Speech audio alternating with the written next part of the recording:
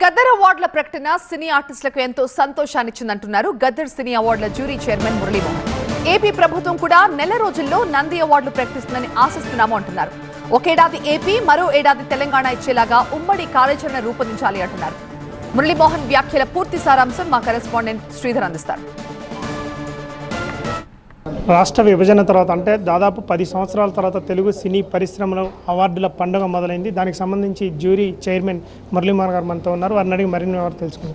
Sir, దాదాపు 10 సంవత్సరాల తర్వాత మన తెలుగు సినీ పరిశ్రమలో అవార్డుల పండుగ అనేది మొదలైంది. ఎట్లా అనిపిస్తుంది సార్? చాలా సంతోషంగా ఉంది. సంక్రాంతి పండుగ వచ్చింది.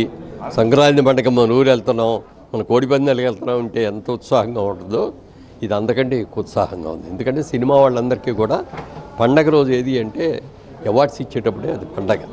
అందరూ వచ్చిన వాళ్ళు పాల్గొంటారు, రాని వాళ్ళు పాల్గొంటారు, అందరూ వచ్చి చేసుకుంటారు. గత 10 సంవత్సరాలకి ఇది లేక మేము అందరం కూడా అల్లల్లాడిపోతాం.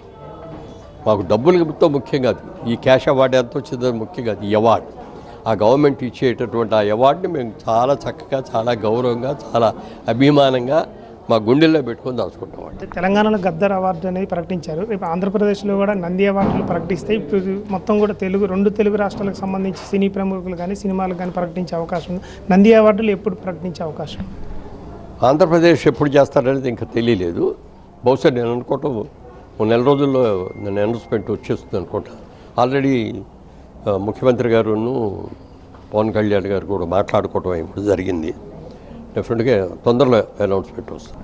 అంటే ఇక్కడ తెలంగాణలో కూడా గద్దర్ అవార్డులను ప్రతి ఇయర్ కూడా కంటిన్యూ చేస్తారంట సార్? 100%. మా అందరికీ కూడా ఇంకొక కోరిక ఏంటంటే రెండు ప్రభుత్వాలు, ఎందుకంటే సినిమాకి సంబంధించి మీరు ఆంధ్రానా మీరు తెలంగాణ అనేది లేదు. మనం ఇండివిజువల్ సినిమా మనం ఇది ఇటు తెలంగాణ వాళ్ళు చూస్తారు, ఇటు ఆంధ్ర వాళ్ళు చూస్తారు, అలాగే వాళ్ళ వరల్డ్ వైడ్గా కూడా చూస్తున్నారు. అందుకని రెండు ప్రభుత్వాలు కలిపి ఒక అరేంజ్మెంట్కి వచ్చి ఓ సంవత్సరం తెలంగాణ గవర్నమెంట్ చేయటం, ఇంకో సంవత్సరం ఆంధ్రప్రదేశ్ గవర్నమెంట్ చేయటం ఆంధ్రప్రదేశ్ అని కనుక ఒక అరేంజ్మెంట్కి వచ్చేస్తే అసలు ఏమి కాంట్రవర్సీ లేకుండా ఉంటే మళ్ళీ ఇదిగో ఇక్కడ తెలంగాణలో బెస్ట్ యాక్టర్ వచ్చావా లేకపోతే ఆంధ్రాలో బెస్ట్ యాక్టర్ వచ్చావా అని అడిగి నేను ఆంధ్ర బెస్ట్ యాక్టర్ని లేకపోతే నేను తెలంగాణ బెస్ట్ యాక్టర్ని, ఇది నా తెలంగాణ బెస్ట్ సినిమా, ఇది మా ఆంధ్ర బెస్ట్ సినిమా అని అనకూడదు.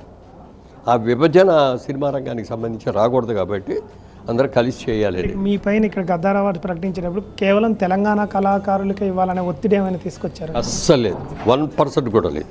ఈ ఇన్ని రోజుల్లో ప్రభుత్వం పరంగా కానీ ఇండస్ట్రీ పరంగా కానీ ఎవ్వరు మాతో అసలు మాట్లాడటం కానీ ఇది కూడా జరగల. పూర్తి స్వేచ్ఛను మాకు ఇచ్చారు.